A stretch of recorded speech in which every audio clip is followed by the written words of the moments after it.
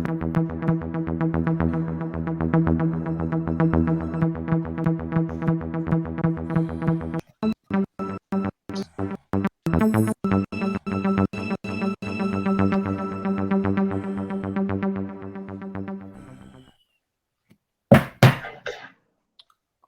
everybody. Welcome to CripChat, your weekly podcast for everything disability. Today, I have with me Ibby, Jonathan, Shar, Hello. Cunningham, and myself, David D. Hello. Today, we're going to be talking about the tales of strength of people with disability in Australia. And today with us is Antoinette Nakhle. Yes, that's right. Hello, Antoinette. Hi, Ibby. Hi, Antoinette. Hi, David. Onto you. Hi, everyone. Me now, David. Thank you so much. All right, so welcome everyone to the podcast this week. As David said, this episode is going to be about our loved ones. And of course, our loved ones, what we mean by that, we mean basically those who are our parents, carers, friends, family, and all those ones that are behind us. And of course, Antoinette is the famous mother of Lara Nakhle, aren't you, Antoinette? Yes. Yeah. Who was our first guest on the podcast this year. It was brilliant. Yeah. Amazing. Yeah. She really was quite something.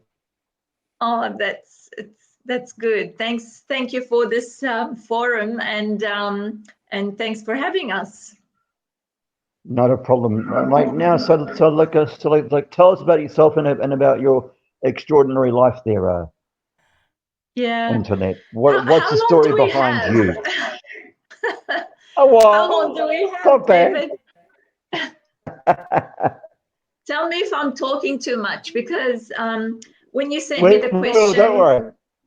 Okay, yeah. When you sent me the questions, I looked at them. I thought, that's fine. And then when I actually sat down to think about them, it just took me back. It was like a movie reel, just going back in time, because like a time warp, huh? Yeah, like a time warp. It was and it's funny, when you start doing that, all the emotions start to surface, and I actually started writing down some of my answers, and I thought, no, because I could write a book about this, but we don't have time for a book today. So keep me on track, and try and keep me, to the point. If I digress too much, where do I start? Well, Antoinette, just summarize it if you can. I'll do my best. So firstly, I'm a mum of 2 children with disabilities. So my children are now 26 and 25 years old, and I'm 56. So I wasn't young to motherhood. I was 30 when we had our first child, Christopher, and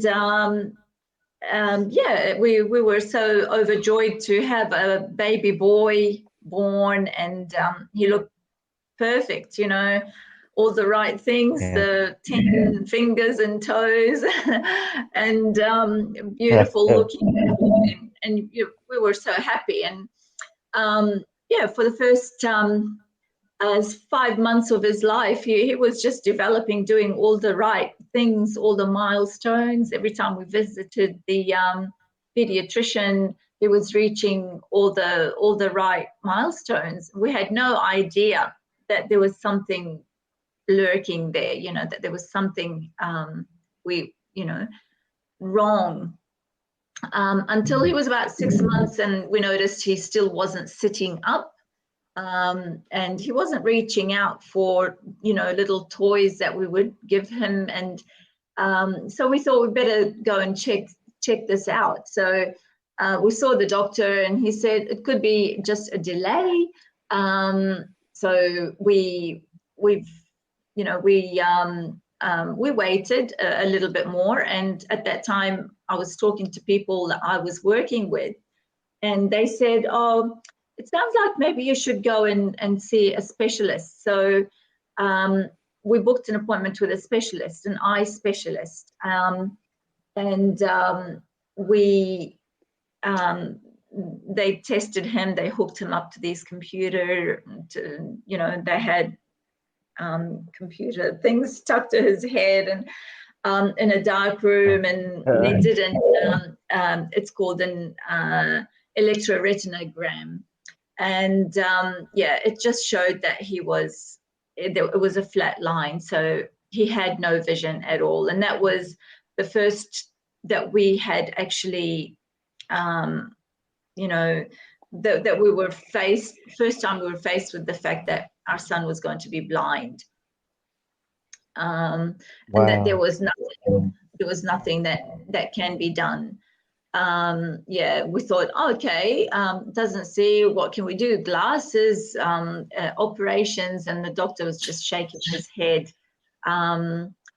So that was a confronting, our first lot of confrontations.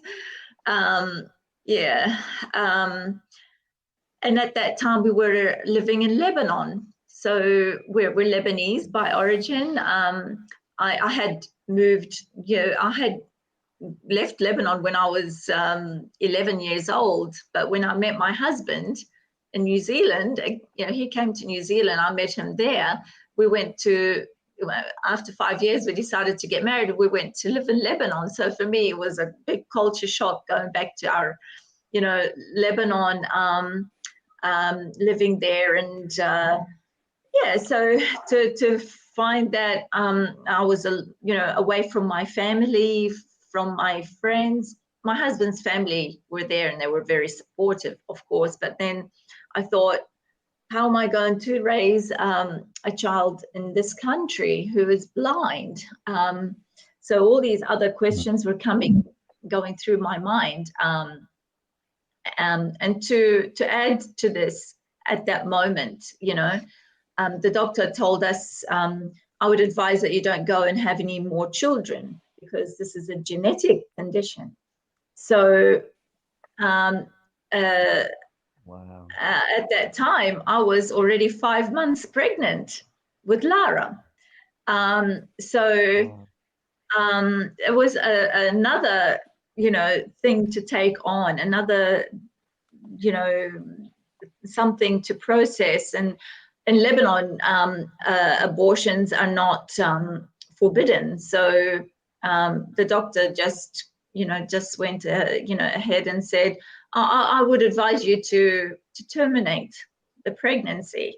So again, that wasn't something that sat right with me. I lived in New Zealand most of my life, and to have a termination just wasn't something that I, would enter my vocabulary, So we said, no, we're going to go and have this baby no matter what.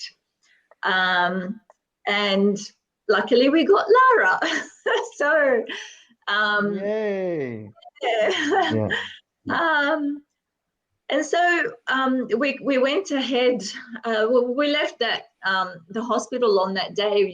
As you can imagine, we were very gobsmacked with what we had just learned, and life takes a huge turn of events. So I was 5 months pregnant with Lara. I wasn't going to terminate the pregnancy. So I was going to go ahead, and I'm thinking, she might also be blind. We didn't know her sex at the time anyway. I never like to know that because, it just gives me that nice surprise when they are born. Anyway, whatever this baby's going to be, we're just going to have it. We're going to love it. it's here, it's going to stay. So, but what was going through my mind is that I would like to go back home and have this baby in New Zealand. So at 7 months pregnancy, so 2 months after we found out about Chris's diagnosis, packed my bags, took Chris. My husband couldn't leave Lebanon at the time because he had work, he had workers. I went alone to New Zealand because I couldn't travel after, being 7 months pregnant. So I had to go at that time. I had Christopher on my hands, Lara in my tummy, backpack on my back for all the baby stuff. And it was a 3-day journey at that time, 26 years ago. So, with a couple of nights of stay in Malaysia. And that was the fastest way you could get along across. Anyway, so that was my, we got to New Zealand safely. I met some people, just by coincidence, who were on the same plane that I knew from New Zealand, some Lebanese people that had traveled to Lebanon, and they were traveling back on the same plane. And it was like a godsend, so they helped me along the way. They held Chris while I would go to the bathroom on the long flight and things like that. So I felt like I was actually protected from day one. God was looking after us. We arrived in New Zealand safely. I carried on with the pregnancy, and Lara was born full term. My husband had come over to New Zealand at that time, and we had Lara, and it was a beautiful girl. You don't know about blindness, about this condition, until she is actually, she was actually one of the first youngest babies to be tested for Leber's congenital amaurosis, which is their eye condition. So we had to wait until she was 5 weeks old to be tested. And sure enough, when she was tested, it showed that flat line, that showed she was blind. She had the same condition as her brother, Chris. So we were faced with a few more decisions to make at that time.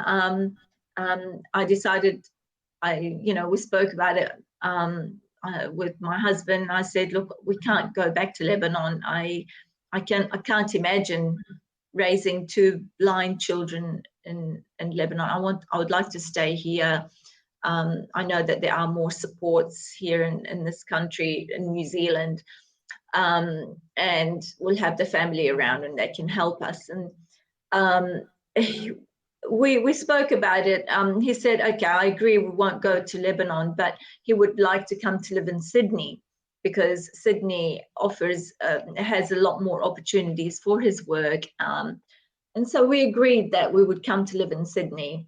And here we are. We've been here for 25 years now. No regrets. It was the best decision. And thank goodness you're here, Antoinette. Yeah, and thank you, Australia. It's been a wonderful country. But with this came a lot of, look, admittedly, we were going back to New Zealand every year to visit our family.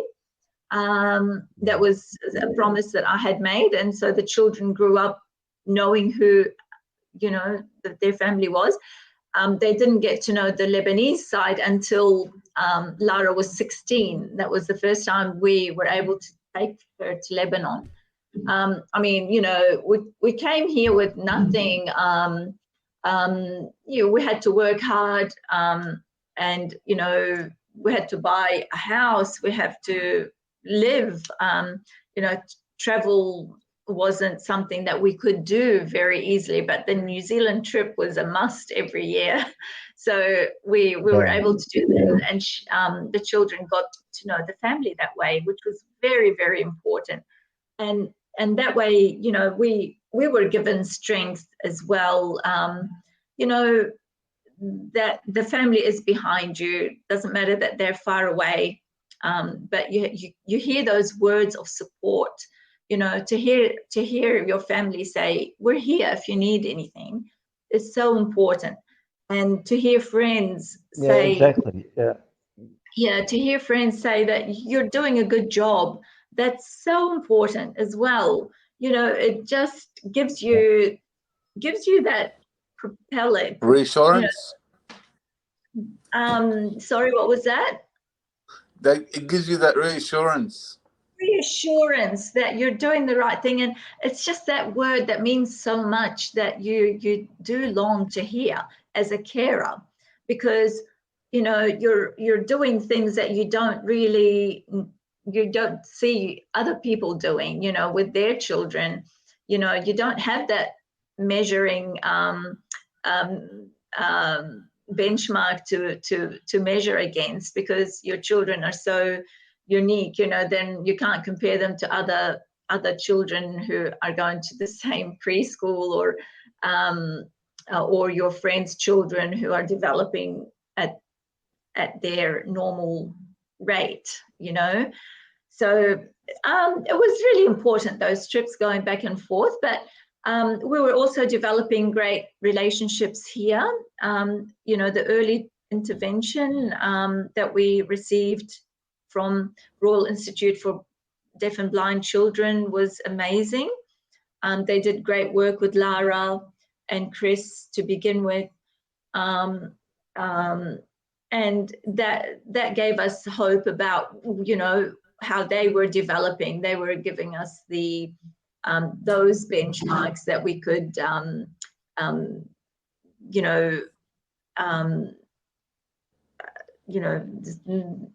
that we can see, you know, are they doing well? Support, yeah. And we used to go to play groups. Yeah, so you do feel isolated, but we were very thankful that we did have those support groups around, that they're very, very important to be connected with.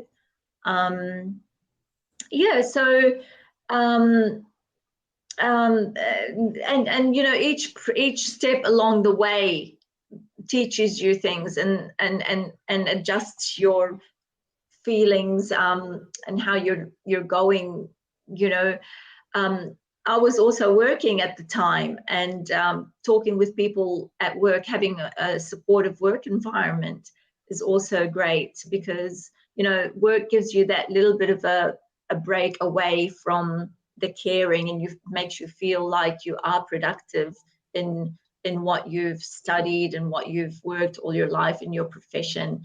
So that was really important to me. Yeah, so I was doing that when the children started going to childcare, and then, you know, I would drop them off at 7:30 in the morning, go to work, come pick them up at 3 o'clock in the afternoon, come home, do the afternoon routine, and you know, bath times and dinner and bedtime and all of that. So as a mum, you know, I'm very busy doing that. Rather, you have to keep these children alive and work, you know, every day. So you're not thinking about the disability all the time. You know, you're working towards raising these children to the best that you can. So yeah, you have to find that strength within you every day. Every day, you wake up, and then yesterday is yesterday, and today is today. You work for today. You just you start taking life day by day. Yeah, and you look for all those positives that your children are giving you. And then there are the, you know, the setbacks that that you face along the way as well. One of the first things that we're told with our children's eye condition is that it comes with the possibility of having kidney failure as well. So we had to do hospital test visits every year to test the kidneys, and that was something that I was, I would dread every year. Like, I would pray that everything is going to be fine.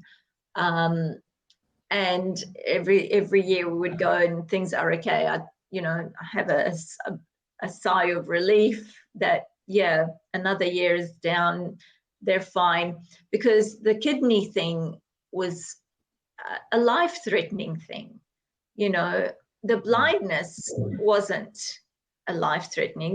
We can learn to live with the blindness, but to have kidney transplants and whether your body's going to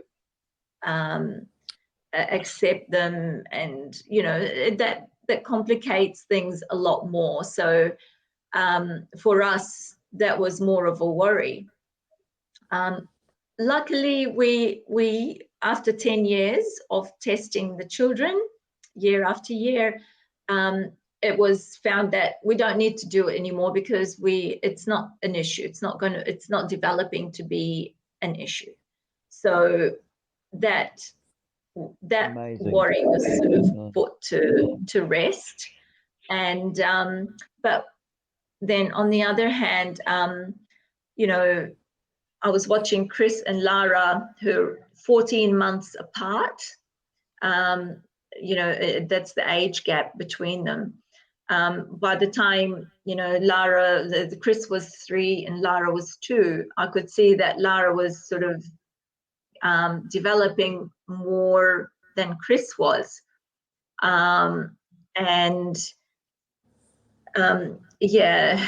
We got specialists involved, and they started testing Chris.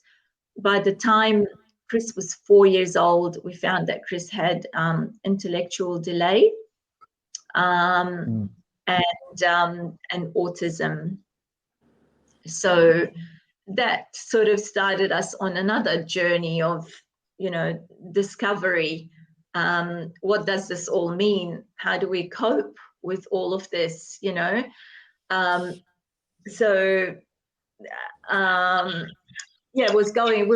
to go down the path of, clinicians and psychologists and psychiatrists and medication.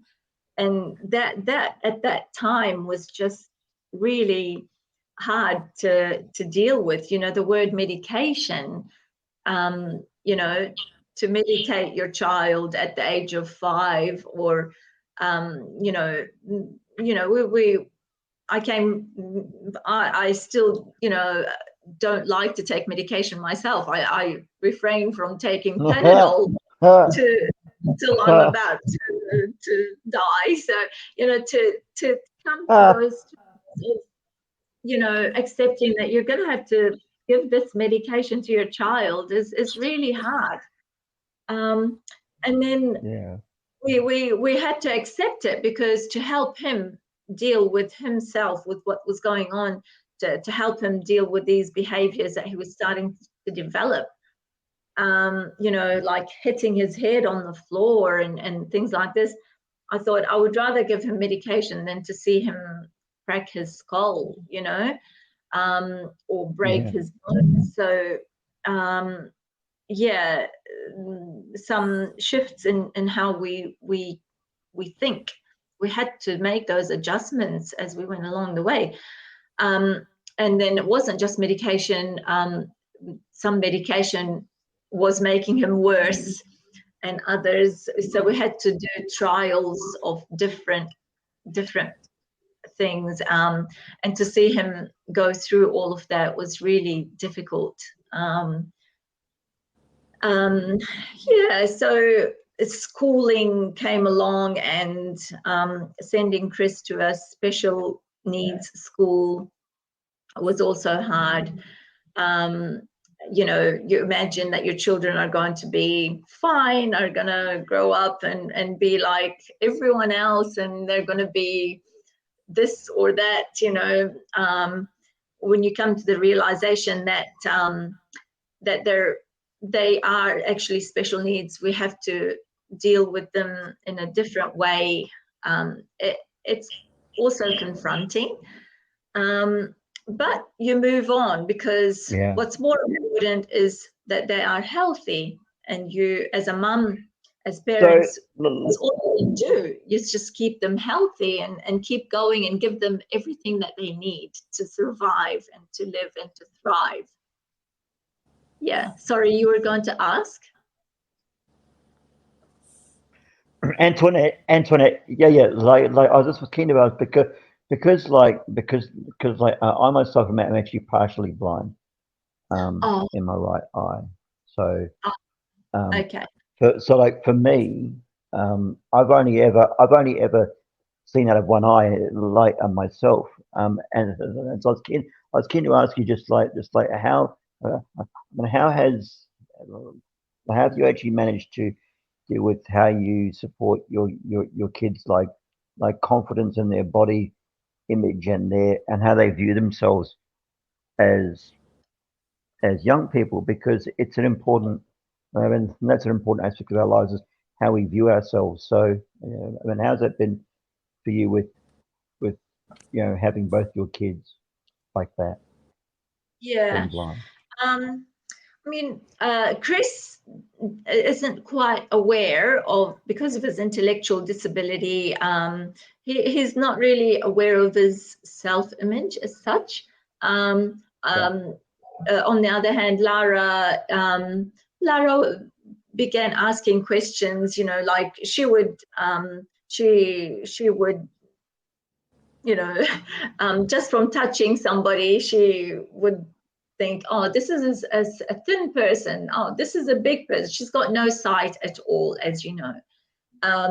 And she would measure herself, and she'll think, oh, I'm a bit more on the thin side, or whatever. So she had a bit more of an idea of how she might look like. She's always had people say to her, oh, you're beautiful, you're pretty, when she was a little girl. And as she grew up, everyone, the first thing they say to her, oh, you're so beautiful. So she has got this idea about about herself, that she fits in from that realm, in that realm of humanity, about that she's not a bad looking human being. It's more then it's more about how she fits in socially with people. And she started experiencing difficulties when she got to high school, because that's when those kind of things really get a bit tough. As you know, these days it's all about Snapchat, and it's so visual. There's not much conversation that goes on, but the girls would sit in a group at lunchtime, say, and they would looking at these photos on their phones, and there's not much feedback for her because she can't see what they're seeing, and she would feel isolated from that perspective, that she's not able to contribute to any of those conversations. And and while her friends started talking about boys and someone that they might have seen that was nice looking or something, she did not have that point of reference in her life. Her life was taking a different form.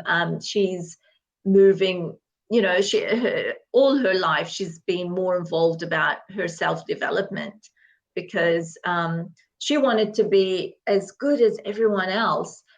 I'll just backtrack you a little bit about Lara. One of the first, decisions about Lara was going from preschool to school, was that they, the people from, they assessed her, and they said she probably needs to go to St. Lucy's school because of her vision impairment.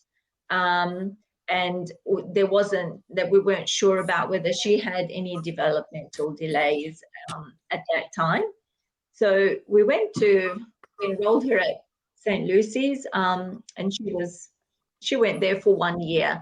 At the end of that year, she had learnt Braille, she had shown that she's not exhibiting any of those behaviors like with developmental delays, that she needs to be in an environment where she can thrive and grow. So she was then transitioned to mainstream school and went to mainstream schools ever since then. So and primary school years are really fine. The little children, they embrace you the way you are, and everyone gathers around you because they want to see, they want to help. But as you grow, that sort of starts falling away because they want to be with girls who are more like them and don't want to be with someone who is blind. So in a way, it sort of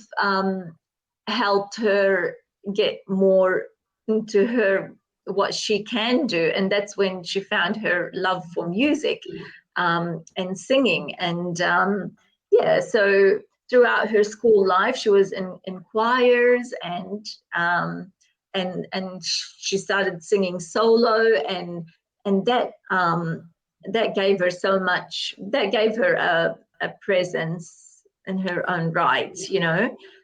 Music was so important. That didn't come easily either, because with coming back to a parent with 2 children with disability,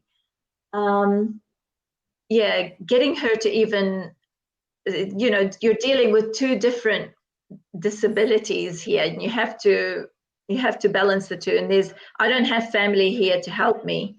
My husband's family is not here, so another major decision we had to make with Chris was to start accepting overnight respite for him, so that on the other hand, I can take Lara to do some extracurricular activities like swimming, for example, swimming lessons. And then as Chris was growing and he was showing more challenging behaviors, it was hard for me to care for him at home. My husband was working, he had his own business. He wasn't really, he would come home every night and relieve the children from my hands, after dinner and whatever. But all of that school hours and after hours I had to deal with. So I had to find some way, and my help was having to accept overnight respite for Chris. And so, as I was saying, his challenging behaviors became more and more severe. So we ended up having to enroll him in the one and only boarding school at that time, and now that has closed. It's King's Dean special school, but the government closed it because they would not fund it. So that was a major backward step, I think, for parents of children like Chris.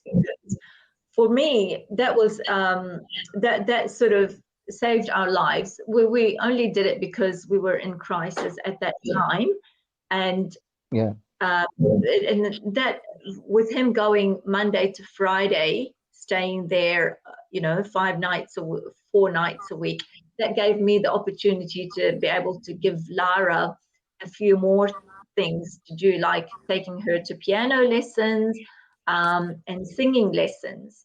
So that and through that avenue, you see where she is now. That gave her the grounding for all that music that she got behind her, that helped her in her school years and until now. So Antoinette, I'm gonna just pause it for a second. I'm just gonna actually ask the team whether they have any questions. Guys, got any questions? Let's throw it open to everyone. Yeah, thank you for that, Cunningham. Antoinette, how's it going? such a amazing independent woman to be able to support both of your children and watch them grow over the years. Um, you say that your family has supported you. So what was I guess the community's reaction or towards your children? Watching them grow up. How did they I guess fit into the community? Yeah, it was a little bit difficult. Yeah, because it's not just the one disability. Like the autism part was quite challenging. We would find that we can't say we couldn't go to church without Chris, all of his behaviors, exhibiting all of that. For example, the church is quiet and there he is going off. So we ended up not going to church anymore. We would go visit our family, but we would, our extended family, we have some uncles and aunties and their children here. When Chris got to an older age, we couldn't really go there because we can't, his behaviors might mean that he might break the glass table that they have, their coffee table or their little ornaments or something like that. So that really isolated us from being able to do things. Our outings were mainly going for drives, going to the park. But then the greater community, the disability community was we're still finding out about all of the services. The schools that he went to were great. We utilized holiday programs for him, so that I can do some other things in the school holidays with Lara. So we're dealing with two different dynamics of disability. It was a bit tricky. You have to find what's suitable for Chris and then what's suitable for Lara, and being together in the same place just was not right for them. Antoinette, David D here. Yes. Just wondering, when Lara was younger, I know kids, they don't have much filter. Yeah. Was there many questions that really upset her, which would upset you? When she was younger, no. You know what? We've never made a big deal out of her blindness. Like, from the beginning, we've just said to Lara, it's just the difference is that they can see and you can't, but you can do everything else like they can, wherever possible. So she grew up not really feeling as if she is missing out on much, I feel like I'm a walking documentary. Whenever I'm with her, I'm always explaining things to her. If we're walking through the shops, we've just gone past Kmart, we've just gone past the news agency, we've just gone, and like now, if we're going past, we're going shopping, she can tell you, we're going past Kmart, because she recognizes it by the smell. She knows a news agency by the smell of an agent, or or the sound of what Coles sounds like, or so she's got we were able to just fill in the gaps with as much information as we can, so that she's not missing out. So I thought, she's got ears, she can hear with. I'll give her as much information through that medium as I can. And so her awareness of what goes on around her is quite great, you know, quite good.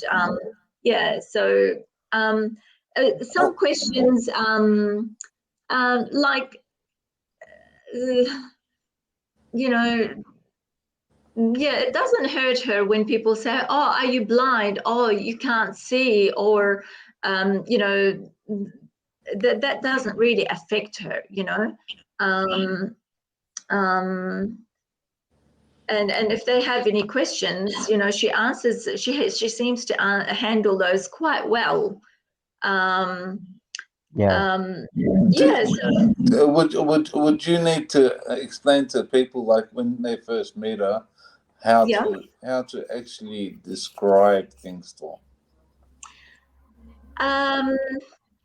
With support workers, yes, I do go through kind of my own list of checks, you know, just saying, you know, always got to do that. You know, don't just assume she knows that there's a step there, because she will fall if you don't tell her. You know, if you're taking her in the community, just explain what's around you, you know. And I tend to spend a bit of time with support workers before I send her off with them, so they get a bit of an idea about how I deal with Lara, how I work with her, how I guide her, how yeah. So yeah. Once, you know, there was this little girl, one of a cousin's daughter, and she's known Lara. We tend to meet as a family once every 2 months or something, and she really likes Lara. But the innocence of children is just amazing, you know.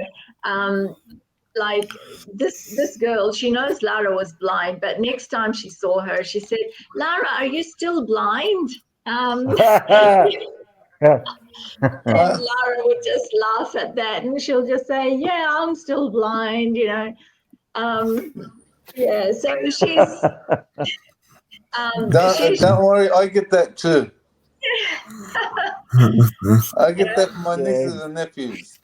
What Lara doesn't like is, you know, sometimes people start crying when they see, you know, they meet her and they have this reaction of, oh, I'm so sorry, you know, like, and then they have this, you know, Lara will say, Mum, why are they saying sorry, you know? And I explain, you know, oh, they're just saying sorry because you're blind. And she'll say, but that's okay. I'm blind, but that's all right, you know. I'm fine with that. Why do you have to be sad? So exactly. She's quite well within herself about her blindness. So sometimes like, she's like others. So Antoinette, like, is there a particular moment that you can actually point to being one of the most greatest highlights you've had with having both Chris and Lara, with having blindness? Is there a moment that you cherish the most of looking back at it all?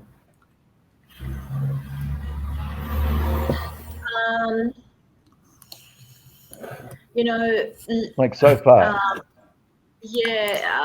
Look, Lara gives us so the first, you know, I remember the first moment, first time I heard Lara play a song on the piano, and she played it from beginning to end, and I didn't even know that she can play piano.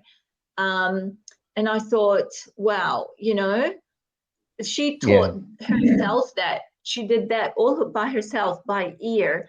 And here I am, I'm sighted, and I can see the keys, and I can't do, you know, Frere Jacques, you know, like I can't, you know, do a simple song. Here she is, somebody who can't see, and she's figured this out. And it just really gave me so much hope for the future that I I thought, here we are, we think we have to be whole to be able to, to do stuff. And yet she proves to me every day, every single day that, her strength, what you can do without sight, what you can do with being brave and courageous and having, lived through adversity, I guess, with her life being so different than what we know. And the same with Chris, with all of his challenges, with not being able to talk and not being able to see. So communication is such an important aspect of our lives. You might be blind, but as long as you can communicate your needs and everything, that's at least you get your needs across. Somebody can understand you. With Christopher, that's exactly right. Autism and not being able to communicate, I think that puts you in such a world that is that much more difficult. Because imagine if you feel like you're not understood, and how you're going to get your needs, to be able to live, to survive. And he has taught us so much about how to deal with that kind of disability, with autism, with intellectual delay. And he has proven that to us, that he does understand, because it took us such a long time to learn that, he's not just somebody who sits there and we talk about him. We actually have to talk with him and see how he reacts to the conversation, to see. And he proved that he actually does understand a lot more than what we used to give him credit for. And now all of his support workers use that kind of communication method, just reading his body language and his patterns of behavior to understand him and to communicate back with him. And we're getting so much better outcomes from him every day. That's been really amazing. So Antoinette, would there be certain words you'd give to achieve fellow parents out there, would give them the hope and comfort and a bit of strength as to how they could actually best cope? What would your advice be to the carers of Australia if you have a chance to tell them what you'd think? Yeah, I think, don't look at life as in years and years and years and years of caring that you're going to have to do. Look at every day on its own. Every day is a new day. We cannot guarantee that we're going to live, another 10 years, 20, 30. So let's not worry about them. Of course, we have to plan for the best. So today I plan to accept the supports that are around me and give my children all the help that they can get, and enjoy today for whatever positives it has given us from all the efforts that we have put in today. Enjoy those little gains every day. Don't expect miracles to happen every day. Every little gain will build on your child's growth and progress. And one day you wake up and you'll see them grown and doing well, and that they're happy. That's all we ever. You might go and get 5 degrees. You might be the best professional out there, but if you're not happy, what's it all for? So the main thing is to see them happy in whatever form that they are in. So for Chris, he is happy now. He has a day program. he goes to do activities and swimming and goes to the gym, and he's got beautiful carers around him that are like his mates. He's happy. Yeah, he's not going to become an accountant or a lawyer or a doctor. That doesn't matter. He is happy in his own self. He's not damaging himself. He's on medication that's helping him. We have to accept that. We have to. Lara's happy. She has her struggles with studying, but she's paving her ways. She'll voice her concerns if there are issues like about accessibility and things for the blind that are not quite yet there to help, and she's probably creating that pathway for the people in the future, so she is helping them in their own way, and she's also happy with her achievements, so yeah, that's all we can ever strive for, is making sure that we're doing our best, and that kids are actually happy and what they're achieving. Antoinette, thank you so much for joining us today. You've been amazing. It's been a fantastic chat. And look, we want to actually say thank you to you for joining us on CripChat Australia today. Remember, guys, please like, comment, share, and subscribe. And we'll catch you all next week. Thanks you, again, and everyone. thank you all for your great work.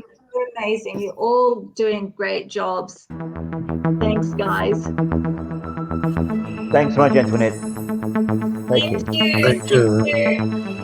Thank you very much. Thank you. See you next time.